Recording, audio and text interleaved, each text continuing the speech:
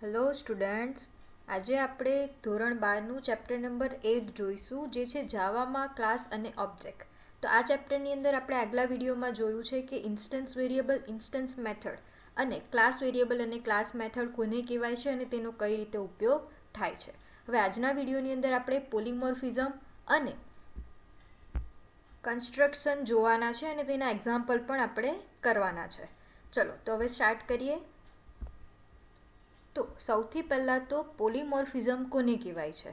તો જાવાની અંદર પોલિમોર્ફિઝમ એટલે અનેક સ્વરૂપ કે બહુરૂપતા, જે આપણે આગલા ચેપ્ટરની અંદર જોયું જ છે પોલિમોર્ફિઝમ કોને કહેવાય છે.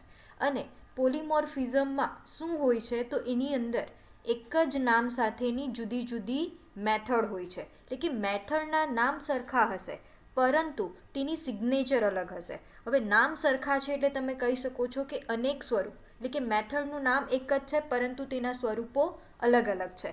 એટલે જ તમે કહી શકો છો પોલિમોર્ફિઝમ એટલે કે અનેક સ્વરૂપ અથવા તો બહુરૂપતા. હવે આપણું જે પોલિમોર્ફિઝમ છે જાવાની અંદર, તે શાના કારણે પોસિબલ છે? તો જાવામાં પોલિમોર્ફિઝમ એ મેથડ ઓવરલોડિંગના કારણે પોસિબલ છે. અને હવે તો મેથડ ઓવરલોડિંગ કોને કહેવાય છે એ પણ આપણે આગલા ચેપ્ટરમાં જોયું જ છે. તો એક જ નામ ધરાવતી પણ અલગ અલગ સિગ્નેચર સાથેની વિવિધ મેથડને શું કહેવાય છે? મેથડ ઓવરલોડિંગ કહેવાય છે. એટલે કે મેથડના નામ તો સરખા હશે પરંતુ તેને પેરામીટર લિસ્ટ જે હશે તે અલગ અલગ હશે. તો તેને શું કહેવાશે? મેથડ ઓવરલોડિંગ કહેવાશે. એટલે સિમ્પલ જે રીતે આપણે મેથડને ડિફાઇન કરીએ છીએ તે જ રીતે મેથડ ઓવરલોડિંગમાં પણ મેથડને ડિફાઇન કરવાની છે. પરંતુ મેથડ ઓવરલોડિંગની અંદર એક કરતાં વધારે મેથડના નામ કેવા હશે? સરખા હશે. બરાબર, જેથી આપણે એને કહીશું મેથડ ઓવરલોડિંગ. અને અહીંયા મેથડ ઓવરલોડિંગમાં જે આપણે અહીંયા કીધું કે સિગ્નેચર અલગ અલગ હોય છે, તો સિગ્નેચર એટલે શું થશે? તો સિગ્નેચર એ મેથડનું નામ, પરત કિંમતનો પ્રકાર અને પ્રાચલોની યાદીનો સમૂહ છે. આવો પણ કોઈક વાર એક્ઝામમાં ક્વેશ્ચન પૂછાય છે કે મેથડનું નામ, પરત કિંમતનો પ્રકાર અને પ્રાચલોની યાદીના સમૂહને શું કહેવાય છે? તો એને કહેવાય છે મેથડની સિગ્નેચર. બરાબર, જે પણ આપણે યાદ રાખવું પડશે. ચલો તો હવે આપણે એક નાનકડા એક્ઝામ્પલથી જોઈએ કે પોલિમોર્ફિઝમ એટલે કે મેથડ ઓવરલોડિંગ જાવામાં કઈ રીતે પોસિબલ છે. તો આપણે એક સિમ્પલ જ પ્રોગ્રામ કરીશું જેની અંદર 3 મેથડ બનાવીશું. ત્રણ મેથડના નામ કેવા આપવાના છે? આપણે એક સરખા આપવાના છે. અને પહેલી મેથડની મદદથી આપણે 10 વખત સ્ટાર પ્રિન્ટ કરાવીશું, બીજી મેથડની મદદથી આપણે 10 વખત હેઝ પ્રિન્ટ કરાવીશું અને ત્રીજી મેથડની મદદથી આપણે શું કરાવીશું? 10 વખત એન્ડ પ્રિન્ટ કરાવીશું. હવે તમને 10 વખત સ્ટાર પ્રિન્ટ કરાવવા માટેનું તો લોજિક ખબર જ છે. સિમ્પલ તમારે શું કરી દેવાનું છે? ફોર લૂપનો યુઝ કરી લેવાનો છે, જેથી તમે ઇઝીલી 10 સ્ટારને પ્રિન્ટ કરાવી શકો છો. બરાબર, તો એ લોજિક તો આપને ખબર જ છે. તો ચલો આપણે સ્ટાર્ટ કરીએ. સૌથી પહેલાં તો એક મેથડ હું બનાવું છું ડિસ્પ્લે નામની. તો હવે મારે બીજી પણ બધી જે મેથડ છે તેના નામ પણ કેવા આપવા પડશે? સેમ આપવા પડશે, કારણ કે હાલમાં આપણે શું કરીએ છીએ? મેથડ ઓવરલોડિંગનો ઉપયોગ કરીએ છીએ. બરાબર છે. ચલો તો સૌથી પહેલાં તો એના માટે મારે એક વેરિયેબલ બનાવવો પડશે કે જેની મદદથી હું લૂપને ફેરવીશ. ચલો વેરિયેબલ બનાવી દીધો છે. હવે હું ફોર લૂપ લઈ લઈશ તરત જ. ફોર એની અંદર સૌથી પહેલાં જે આઈ નામનો વેરિયેબલ છે તેને શું આપણે કરી દેવાનું છે? વેલ્યુ આપી દેવાની છે, જેથી આપણું લૂપ ત્યાંથી સ્ટાર્ટ થશે. તો હું આઈની વેલ્યુ આપી દઉં છું આઈ ઇક્વલ ટુ 1. 1થી આપણે લૂપને સ્ટાર્ટ કરાવીશું. તો આપણે હવે 10 વખત લૂપ ફેરવવું છે, તો એને ક્યાં સુધી ફેરવવું પડશે? તો આઈ લેસ દેન 11. અને ત્યાર પછી જે આપણી ફોર લૂપની સિન્ટેક્સ છે તે પ્રમાણે ઇન્ક્રીમેન્ટ કાં તો ડિક્રીમેન્ટ ઓપરેટર આવશે. ચલો હવે આપણે આટલું કરી દીધું છે. હવે પછી નેક્સ્ટ આપણે શું કરવાનું છે? તો સિમ્પલી આપણે કોને પ્રિન્ટ કરાવવાનું છે? તો સ્ટારને પ્રિન્ટ કરાવવાનું છે. એના માટે આપણે શું લખવું પડશે? System dot out dot println. અને એની અંદર આપણે શું પ્રિન્ટ કરાવી દેવાનું છે? તો સિમ્પલી સ્ટાર પ્રિન્ટ કરાવી દેવાનો છે. ત્યારબાદ શું આવશે? સેમિકોલન આવશે. બરાબર, આપણી આ એક મેથડ તો કમ્પ્લીટ થઈ ગઈ છે. આ જ રીતે હવે આપણે બીજી પણ મેથડ બનાવવાની છે અને જેનું નામ પણ સેમ જ હશે, ખાલી એના પેરામીટર લિસ્ટ અલગ હશે. તો ચલો આ જ રીતે એક બીજી પણ મેથડ બનાવી દઈએ આપણે, અને તેની અંદર હવે આપણે એક પેરામીટર પાસ કરી દઈએ. તે પેરામીટર તરીકે આપણે કોની વેલ્યુ લઈ લઈશું? તો જ્યાં સુધી આપણે લૂપને ફેરવવું છે, એટલે કે 11 અહીંયા જે આપણે ડિરેક્ટલી લખ્યા છે તેના બદલે આપણે શેનો ઉપયોગ કરી લઈશું, પેરામીટર તરીકે એક વેરિયેબલ પાસ કરીને તેનો ઉપયોગ કરી લઈશું. બરાબર. ચલો, તો એના માટે હું અહીંયા એક વેરિયેબલ લઈ લઉં છું, ઇન્ટીજર n. ત્યારબાદ મારે આની અંદર શું ચેન્જ કરવાનો છે, તો સિમ્પલી મારે આની જગ્યા પર n લખી દેવાનો છે. અને મારે હવે નેક્સ્ટ શું પ્રિન્ટ કરાવવું છે, તો નેક્સ્ટ પ્રિન્ટ કરાવવું છે હેઝ. તો અહીંયા લખવું પડશે હેઝ. હવે આપણે તે જ રીતે એક ત્રીજી મેથડ પણ બનાવીશું અને તેની અંદર શું કરી દઈએ, તો બે વેરિયેબલ પાસ કરી દઈએ અને એની અંદર લૂપ જ્યાંથી આપણે સ્ટાર્ટ કરવું છે, એટલે કે આઈની ઇનિશિયલ વેલ્યુ પણ આપણે શાની મદદથી આપી દઈશું, પેરામીટર તરીકે આપી દઈશું. એટલે આપણું ત્રીજી પણ મેથડ કમ્પ્લીટ થઈ જશે. તો ફરી પાછું આપણે એ જ કરી દઈએ છીએ. એના માટે હું અહીંયા પેસ્ટ આપી દઉં છું અને પહેલું વેરિયેબલ તરીકે આપણું ઇન્ટીજર n છે જ. ત્યારબાદ બીજા વેરિયેબલ તરીકે હું લઈ લઉં છું ઇન્ટીજર k. તો મારે સ્ટાર્ટિંગ પોઝિશન કઈ આપવાની છે, i ઇક્વલ ટુ k, એટલે kથી આપણે શરૂઆત કરવાની છે. તો અહીંયા kની વેલ્યુ આપી દઉં છું. ત્યારબાદ અહીંયા શું આવશે, n આવશે. n સુધી આપણે લૂપ ફેરવવાનું છે અને ત્યારબાદ હવે અહીંયા સ્ટારની જગ્યા પર હું શું કરી દઉં છું, તો હું કરી દઉં છું એન્ડ. એટલે પહેલા લૂપની મદદથી હું 10 વાર સ્ટાર પ્રિન્ટ કરાવીશ, બીજા લૂપની મદદથી હું 10 વાર હેઝ પ્રિન્ટ કરાવીશ અને ત્રીજા લૂપની મદદથી 10 વાર હું શું પ્રિન્ટ કરાવીશ, તો હું એન્ડ પ્રિન્ટ કરાવીશ. બરાબર. હવે અહીંયા આપણું જે મેથડ ઓવરલોડિંગનો કન્સેપ્ટ હતો તે તો ક્લિયર તમારો થઈ જ ગયો હશે, કારણ કે આપણે બધી મેથડના નામ સરખા લખ્યા છે, પરંતુ એની અંદર જે પેરામીટર છે તે અલગ અલગ છે. પહેલી મેથડની અંદર 0 પેરામીટર છે, પછી 1 છે અને પછી 2 છે. એનો મતલબ એ થાય છે કે આપણે મેથડ ઓવરલોડિંગ કરી જ શકીએ છીએ. હવે તો આપણે સિમ્પલી શું કરી દેવાનું છે, તો સિમ્પલી સૌથી પહેલાં તો abc નામના ક્લાસનો આપણે એક ઓબ્જેક્ટ બનાવી દઈશું, a1 equal to new abc. ત્યારબાદ શું કરવાનું છે, તો આપણે a1 જે ઓબ્જેક્ટ બનાવ્યો છે તેની મદદથી મેથડને કોલ કરવાની છે, તો a1 ડોટ ડિસ્પ્લે. એ જ રીતે આપણે બાકીની બધી મેથડને પણ કોલ કરી દેવાની છે. બરાબર. ચલો, તો એ પણ કરી દઈએ. તો એના માટે આપણે શું કરવું પડશે, તો સૌથી પહેલાં તો મેં પેસ્ટ કરી દીધું છે અને અહીંયા મારે હવે એક પેરામીટર પાસ કરવો પડશે. તો મારે 10 વાર લૂપ ફેરવવું છે, તો હું અહીંયા લખીશ 11. એ જ રીતે નેક્સ્ટ જે મેથડ છે એની અંદર શું છે, તો પહેલાં જ્યાં સુધી લૂપ ફેરવવું છે તે છે અને ત્યારબાદ સ્ટાર્ટિંગ પોઝિશન છે, એટલે મારે 11 અને 1 લખવું પડશે. ઓકે, તો આપણો કોડ હવે કમ્પ્લીટ થઈ ગયો છે. હવે રન કરાવીને જોઈએ સાચો છે કે ખોટો છે. તો ટૂલ્સ મેનુમાંથી કમ્પાઇલ કરીએ અને ત્યારબાદ અહીંયા આપણી એરર છે. શું એરર છે, તો પ્રિન્ટ એલએનની જગ્યા પર પ્રિન્ટ એલએન લખી દીધું છે. બરાબર. એટલે વચ્ચે અહીંયા એન રહી ગયો છે, પ્રિન્ટ એલએન આવશે.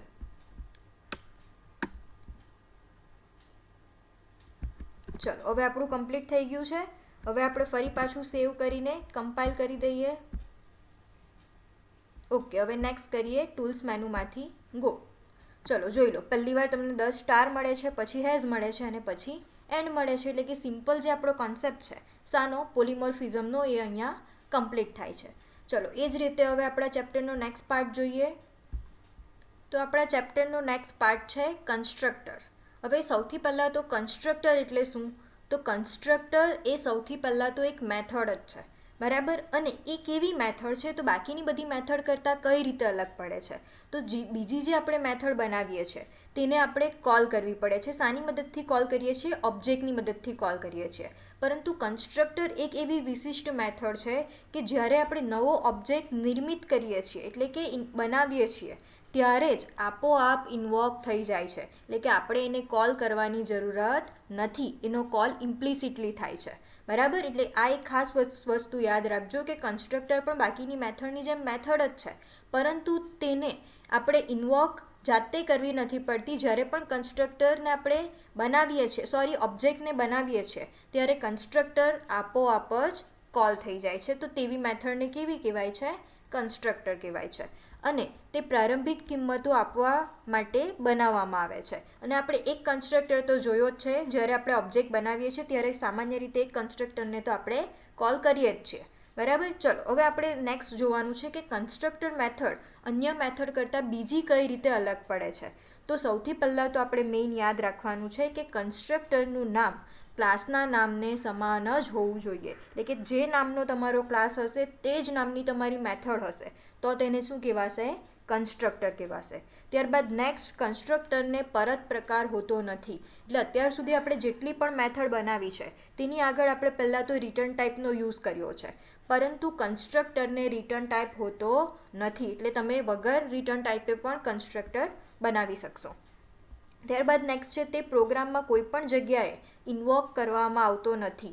જેવી રીતે આપણે હમણાં જ વાત કરી છે કે કન્સ્ટ્રક્ટર આપોઆપ જ કોલ થાય છે, એને તમે એક્સપ્લિસિટલી કોલ કરી શકતા નથી. ત્યારબાદ નેક્સ્ટ છે, જ્યારે નવો પ્રક્રિયક વાપરીને ઓબ્જેક્ટ બનાવવામાં આવે છે ત્યારે જ કન્સ્ટ્રક્ટર અંતર્ગત રીતે એટલે કે ઇમ્પ્લિસિટલી ઇન્વોક કરવામાં આવે છે, તમે એક્સપ્લિસિટલી એને ઇન્વોક કરી શકતા નથી. તો આ મેઇન વસ્તુ, આ જે 3-4 ટોપિક છે એ તમારે યાદ રાખવાના છે, જેના કારણે તમારી કન્સ્ટ્રક્ટર મેથડ એ બીજી સામાન્ય મેથડ કરતાં અલગ પડે છે. બરાબર? ચલો હવે આપણે આ પણ પ્રેક્ટિકલી થોડું જોઈ લઈએ.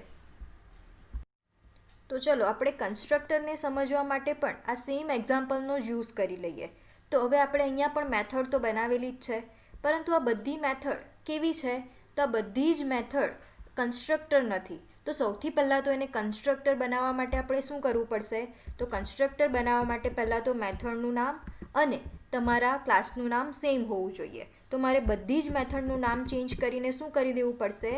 ABC કરી દેવું પડશે. ચલો તો હું એ પહેલાં તો કરી દઉં છું. ત્યારબાદ નેક્સ્ટ હવે આપણે આની અંદર શું ચેન્જ કરવો પડશે? તો કન્સ્ટ્રક્ટરને રિટર્ન ટાઈપ હોતી નથી.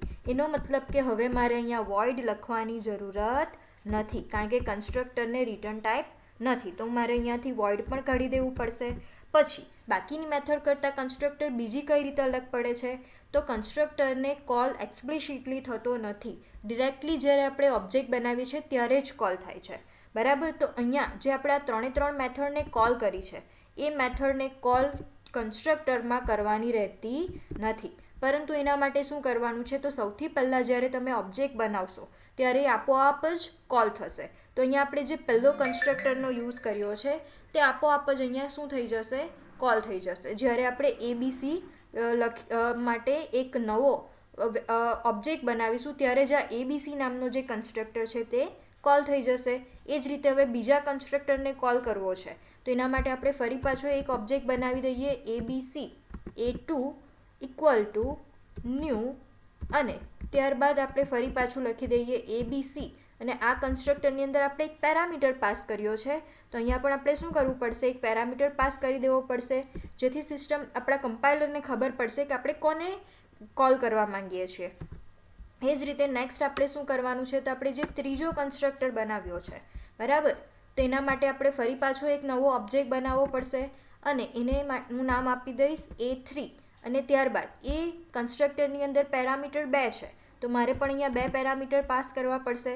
ઓકે, હવે આનો મતલબ એ થાય છે કે મારે ઓબ્જેક્ટને યુઝ કરીને આ જે કન્સ્ટ્રક્ટર મેથડ છે તેને કોલ કરવાની જરૂરત રહેતી નથી. હવે સિમ્પલી શું કરી દઈએ? સેવ કરીએ, ત્યારબાદ ટૂલ્સ મેનુમાંથી કમ્પાઇલ કરીએ, અને નેક્સ્ટ હું શું કરી દઈશ? ટૂલ્સ મેનુમાંથી ગો. ઓકે, જોઈ લો આપને સેમ ટુ સેમ આઉટપુટ મળે છે, જે આપને જોઈતું હતું તે મળે છે. સિમ્પલી તમારે એટલું યાદ રાખવાનું, કન્સ્ટ્રક્ટર મેથડ બાકીની મેથડ કરતાં કઈ રીતે અલગ પડે છે, એટલે તમે બધા જ પ્રેક્ટિકલ ઇઝીલી કન્સ્ટ્રક્ટરનો ઉપયોગ કરીને પણ કરી શકો છો.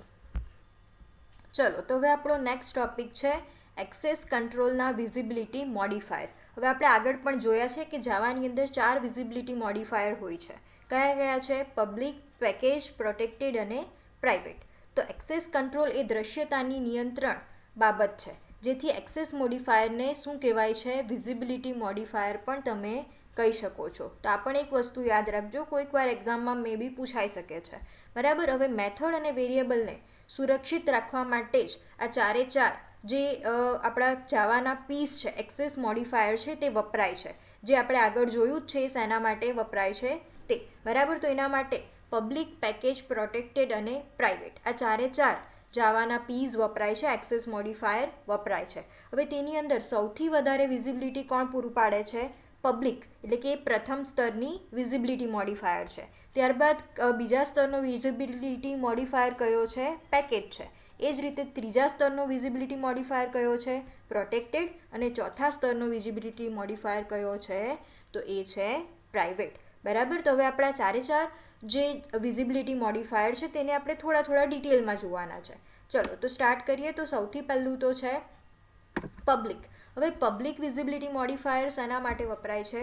તો પબ્લિક એ પ્રથમ સ્તરનો એક્સેસ છે, તે સૌથી વધુ શક્ય એક્સેસ છે. એટલે કે જ્યારે પણ આપણે કોઈ વેરિયેબલ અથવા મેથડને પબ્લિકલી ડિક્લેર કર્યા હશે તો તમે સૌથી વધુ એને એક્સેસ આપી શકો છો. ત્યારબાદ તે ચલ અને મેથડના પ્રકારની પહેલાં વાપરવામાં આવે છે. એટલે કે જો આપણે કોઈ પણ વેરિયેબલ કાં તો મેથડને પબ્લિક બનાવવા હોય તો એના નામની પહેલાં આપણે કયો કીવર્ડ મૂકવો પડે છે? પબ્લિક કીવર્ડ મૂકવો પડે છે. ચલને બધા ક્લાસમાં વ્યાખ્યાયિત કરવો હોય તો પબ્લિકનો આપણે યુઝ કરી શકીએ છીએ. એટલે કે જો કોઈ વેરિયેબલ આપણે પબ્લિક ડિક્લેર કર્યો હશે તો તેનો ઉપયોગ આપણે બધા જ ક્લાસની અંદર કરી શકીશું. અને તે અન્ય પેકેજમાં વ્યાખ્યાયિત ક્લાસને પણ વિઝિબિલિટી પૂરી પાડે છે. તો આ પણ એક વસ્તુ યાદ રાખવાનું છે કે જો બીજા ક્લાસમાં પણ બીજા પેકેજમાં પણ જો આપણે એનો યુઝ કરવો હોય તો આપણે કરી શકીએ છીએ. અને અહીંયા ઉદાહરણ આપ્યું છે કે તમે કઈ રીતે કોઈ વેરિયેબલને પબ્લિક બનાવી શકો છો. તો પહેલાં પબ્લિક કીવર્ડ મૂકવાનો છે, ત્યારબાદ ડેટા ટાઈપને, ત્યારબાદ વેરિયેબલનું નામ, જે આપણે સિમ્પલી કોઈ પણ વેરિયેબલને ડિક્લેર કરવા માટે યુઝ કરીએ છીએ તે જ છે, પણ ખાલી આપણે આગળ પબ્લિક કીવર્ડ મૂકવાનો છે. ચલો એ જ રીતે તમારો આપણો બીજો વિઝિબિલિટી મોડિફાયર કયો છે? જે છે પેકેજ. હવે એ પેકેજ શેના માટે વપરાય છે? તો સૌથી પહેલાં તો એ બીજા સ્તરનો એક્સેસ છે જેને કોઈ નિશ્ચિત નામ નથી. હવે આ એક વસ્તુ ખાસ યાદ રાખવાનું છે કે આપણે કોઈ પણ વેરિયેબલ અથવા મેથડને પેકેજ બનાવી હોય તો એના માટેનું કોઈ નામ નથી, પરંતુ તે પૂર્વ નિર્ધારિત સુરક્ષાનો પ્રકાર છે અને તે ડિફોલ્ટ સ્તરનું પ્રોટેક્શન છે. એટલે જો આપણે કોઈ પણ વેરિયેબલ અથવા મેથડની આગળ કંઈ પણ વસ્તુ નહીં લખીએ તો એ શું ગણાશે? તો એ પૂર્વ નિર્ધારિત રીતે પેકેજ જ ગણાશે. બરાબર. એટલે કહેવામાં આવે છે કે ડિફોલ્ટ સ્તરનું પ્રોટેક્શન કયું છે? પેકેજ છે. તો આમાંથી આ ક્વેશ્ચન ઘણીવાર પૂછાય છે કારણ કે પૂર્વ નિર્ધારિત સુરક્ષાનો પ્રકાર પણ કયો છે? પેકેજ જ છે. તો આ એક વસ્તુ આપણે યાદ રાખવાનું છે. અને તેનો વિસ્તાર કેટલો હોય છે? તો તેનો વિસ્તાર પબ્લિક ચલ કરતાં તો ઓછો જ હોય છે. એટલે કે તેનો ઉપયોગ આપણે પેકેજની બહાર કરી શકતા નથી. આ એક એની મર્યાદા નહીં, પણ પેકેજનો આપણે યુઝ જે સુરક્ષા માટે કરીએ છીએ તેના માટે થશે. અને અહીંયા પેકેજની વાક્ય રચના આપી છે તો પેકેજ નેમ. બરાબર. ચલો એ જ રીતે હવે આપણે નેક્સ્ટ જોવાનો છે. તો નેક્સ્ટ આપણો સુરક્ષાનો પ્રકાર કયો છે? પ્રોટેક્ટેડ છે. તો હવે પ્રોટેક્ટેડ એ સૌથી પહેલાં તો ત્રીજા સ્તરનો એક્સેસ છે અને તે ચલ અને મેથડના પ્રકારની પહેલાં વપરાય છે. એટલે કે કોઈક પણ આપણે ચલ અથવા મેથડને પ્રોટેક્ટેડ બનાવવા હોય તો તેની નામની આગળ આપણે શું લખી દેવાનું છે? પ્રોટેક્ટેડ લખી દેવાનું છે. અને તેની વિઝિબિલિટી પબ્લિક અને પેકેજ કરતાં કેવી હોય છે? ઓછી હોય છે. પરંતુ ચોથા સ્તર એટલે કે પ્રાઇવેટ કરતાં પૂર્ણ ગુપ્તતા વધારે હોય છે. બરાબર. જો એક્ઝામની અંદર આવો ક્વેશ્ચન પૂછાઈ શકે છે કે એવો કયો વિઝિબિલિટી મોડિફાયર છે જે પબ્લિક અને પેકેજ કરતાં ઓછી વિઝિબિલિટી ધરાવે છે પરંતુ પ્રાઇવેટ કરતાં વધારે વિઝિબિલિટી ધરાવે છે? તો એ કયું છે? પ્રોટેક્ટેડ છે.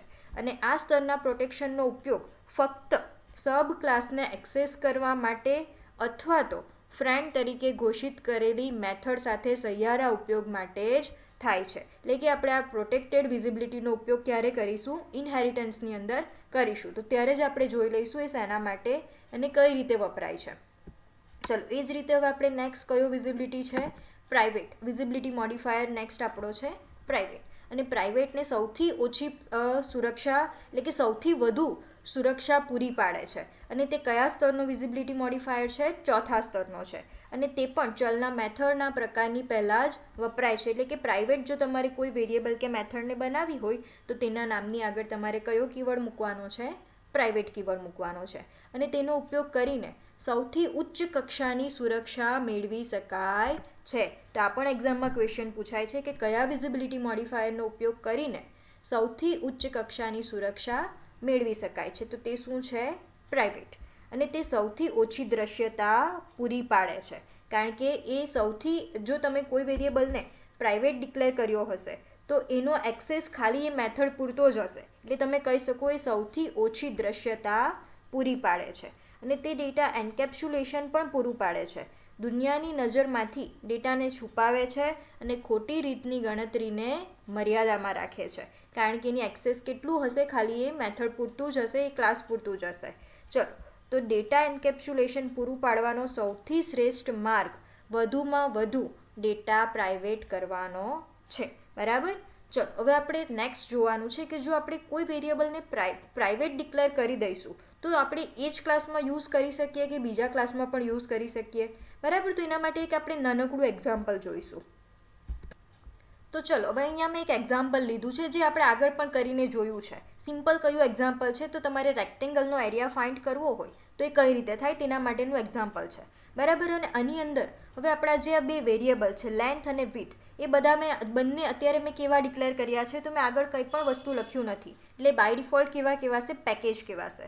બરાબર. હવે જો હું આ બંને વેરિયેબલને પ્રાઇવેટ ડિક્લેર કરી દઈશ તો શું થશે તો સિમ્પલી આપણે પહેલાં તો પ્રાઇવેટ ડિક્લેર કરી દઈએ અને હવે હું એને રન કરાવવાની ટ્રાય કરીશ કોડને તો જોઈએ કે આપણે કોઈ એરર આવે છે કે નથી આવતી. તો ટૂલ્સ મેનુમાંથી હું પહેલાં તો કમ્પાઇલ કરીશ તો જોઈ લો કમ્પાઇલેશનમાં જ મને એક એરર આવે છે. 1 મિનિટ આપણી શું મિસ્ટેક થઈ ગઈ છે તો લેન્થ એન્ડ વિડ્થ અને આપણે ડેટા ટાઈપ નીકળી ગઈ છે તો આપણે ડેટા ટાઈપ તો આપવી જ પડશે. હવે આપણે ફરી પાછું સેવ કરી દઈએ અને ટૂલ્સ મેનુમાંથી શું કરી દઈએ કમ્પાઇલ કરી દઈએ. જોઈ લો હવે આપણે બે એરર આવી છે. શું એરર છે તો લેન્થ હેઝ પ્રાઇવેટ એક્સેસ તો એ પ્રાઇવેટ વેરિયેબલ છે તો તમે એને બીજા ક્લાસમાં પણ ડિરેક્ટલી યુઝ કરી શકતા નથી. હવે જો આપણે એને ક્યાં યુઝ કર્યો છે a1 ડોટ લેન્થ એટલે આપણે જે મેઇન મેથડ છે તે ક્લાસમાં એનો યુઝ કરવાની ટ્રાય કરી છે પરંતુ પ્રાઇવેટ જે મેમ્બર હશે તેને તમે બીજા કોઈ પણ ક્લાસમાં એક્સેસ કરી શકો નહીં. એટલે જો તમે કોઈ પણ ડેટાને પ્રાઇવેટ ડિક્લેર કર્યા હશે તો એ ક્લાસ પૂરતા જ એ ડેટા મર્યાદિત છે તમે બીજા ક્લાસમાં વાપરી શકશો નહીં. પરંતુ જો તમારે બીજા ક્લાસમાં એને વાપરવાની જરૂર પડી જ તો તમે શું કરશો તો એના માટે પણ એક વસ્તુ જાવાની અંદર પોસિબલ છે. બરાબર. તો હવે એ જોઈએ કે પ્રાઇવેટ મેમ્બરને તમારે એક્સેસ કરવા હોય તો કઈ રીતે થશે. ચલો તો એ જોઈએ. તો જાવામાં પ્રાઇવેટ મેમ્બરને એક્સેસ કરવા માટે એક્સેસર અને મ્યુટેટર નામની મેથડ વપરાય છે. અને એ કઈ રીતે વપરાય છે તો આપણે જોઈએ તો ડેટાનો અન્ય વડે ઉપયોગ માન્ય રાખવા માટે એક્સેસર મેથડ લખવામાં આવે છે અને એક્સેસર મેથડમાં ચલના નામનો પ્રથમ અક્ષર કેપિટલ બનાવી પૂર્વક તરીકે ગેટ લખવામાં આવે છે જે કઈ મેથડ તરીકે ઓળખાય છે ગેટર મેથડ તરીકે ઓળખાય છે. એટલે અહીંયા એ જ લખ્યું છે કે જો તમારે ખાલી એનો ઉપયોગ જ બીજા દ્વારા તમે રાખવા માંગતા હો એટલે કે બીજા ક્લાસની મદદથી જો તમે કોઈક વેરિયેબલની વેલ્યુ ખાલી મેળવવા માંગતા હોય બરાબર તો ત્યારે કઈ મેથડ વપરાશે એક્સેસર મેથડ વપરાશે. અને એક્સેસર મેથડ કઈ રીતે લખવામાં આવે છે તો એની અંદર તમારું જે પણ નામ હશે મેથડનું તે નામની પહેલાં તમારે પૂર્વક તરીકે શું લખી દેવાનું છે ગેટ લખી દેવાનું છે અને તમારી મેથડનો નામનો પહેલો અક્ષર કયો કરી દેવાનો છે કેપિટલ કરી દેવાનો છે. તો એ મેથડ કેવી કહેવાશે ગેટર કહેવાશે એટલે કે એક્સેસર મેથડ કહેવાશે. અને એ જ રીતે તમારા જે વેરિયેબલ છે તેની વેલ્યુ તમારે ચેન્જ કરવી હોય એટલે કે અન્ય વડે ફેરફાર પણ તમે માન્ય રાખવા માંગતા હોય તો તમે મ્યુટેટર મેથડ વાપરી શકો છો. અને મ્યુટેટર મેથડ પણ કઈ રીતે બનાવવામાં આવે છે તો એની અંદર પણ મેથડનું જે તમારું નામ હશે તેનો પહેલો અક્ષર કેપિટલ કરી દેવાનો છે અને પૂર્વક તરીકે તમારે શું લખી દેવાનું છે સેટ લખી દેવાનું છે. તો એ મેથડને કઈ મેથડ કહેવાશે સેટર મેથડ કહેવાશે. એટલે કે એક્સેસર મેથડ એટલે ગેટર મેથડ જે આપણે ખાલી ઉપયોગ જ માન્ય રાખવા માંગતા હોય તો ઉપયોગ થશે અને મ્યુટેટર મેથડ એટલે સેટર મેથડ અને તેનો ઉપયોગ શેના માટે થશે જો આપણે અન્ય વડે ડેટામાં ફેરફાર પણ માન્ય રાખવા માંગતા હોઈએ તો એનો ઉપયોગ થશે. બરાબર. તો હમણાં જ જે આપણે એક્ઝામ્પલ જોયું છે એ એક્ઝામ્પલની અંદર હવે મેં આ બંને વેરિયેબલને તો પ્રાઇવેટ ડિક્લેર કરી દીધા છે તો એને સિમ્પલી ડિરેક્ટલી તો આ રીતે એનો યુઝ નથી કરી શકતી. બરાબર. તો એના માટે હવે મારે શું કરવું પડશે તો એના માટે હવે મારે એક મેથડ બનાવવી પડશે. કઈ મેથડ બનાવવાની છે આપણે તો ગેટર અથવા તો સેટર મેથડ બનાવવાની છે. હાલમાં હું ગેટર મેથડ બનાવીશ. બરાબર. તો સૌથી પહેલાં તો મારે આગળ શું લખવું પડશે ગેટ લખવું પડશે. ત્યારબાદ કોઈ પણ તમારું જે પણ તમારે નામ આપવું હશે મેથડનું હું હાલમાં નામ આપી દઉં છું લેન્થ તો એનો મારો પહેલો લેટર કેવો આવશે કેપિટલ આવશે. ત્યારબાદ મેથડ ત્યારબાદ હવે મેથડનો અંદર મારે તો સિમ્પલી શું જોઈએ છે તો લેન્થ જ જોઈએ છે તો હું રિટર્ન શું કરાવી દઈશ રિટર્ન કરાવી દઈશ લેન્થ. અને એ જ રીતે અહીંયા એક મેં મિસ્ટેક કરી છે આપણે રિટર્ન લેન્થ કરાવવાની છે તો એની આપણે ડેટા ટાઈપ કઈ આપવી પડશે ઇન્ટીજર આપવી પડશે કારણ કે વેરિયેબલની આપણી ડેટા ટાઈપ કઈ છે ઇન્ટીજર છે. બરાબર. આ જ રીતે જે આપણો બીજો વેરિયેબલ છે કયો છે વિથ તે પણ હું આ જ રીતે એને મેથડ બનાવી દઈશ એના માટે પણ.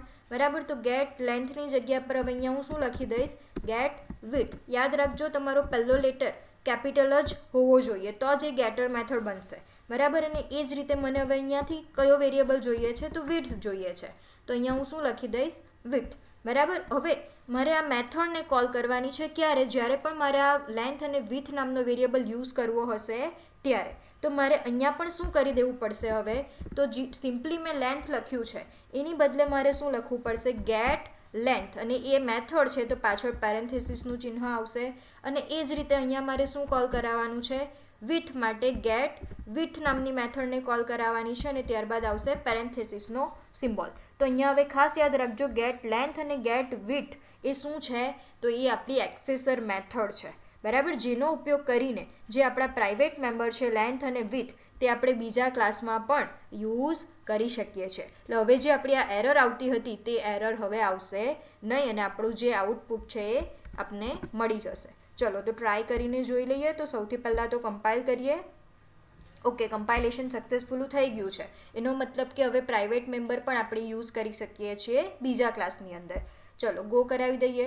ઓકે, જોઈ લો જે આપને આઉટપુટ મળવું જોઈએ હવે આપને આઉટપુટ મળી જાય છે. એટલે કે પ્રાઇવેટ મેમ્બરને જો તમારે બીજા ક્લાસની અંદર એક્સેસ કરવા હોય તો એમ તો એ પોસિબલ નથી, પરંતુ શાના કારણે પોસિબલ છે, એક્સેસર અને મ્યુટેટર મેથડની મદદથી એ વસ્તુ પોસિબલ છે. હવે જો તમારે એના ડેટા એટલે કે એના વેરિયેબલની વેલ્યુ ચેન્જ કરવી હોય તો તમે સેટર મેથડનો યુઝ કરી શકો છો. જે રીતે આપણે ગેટર મેથડ યુઝ કરી છે તે જ રીતે તમે સેમ સેટર મેથડનો પણ ઉપયોગ કરી શકો છો.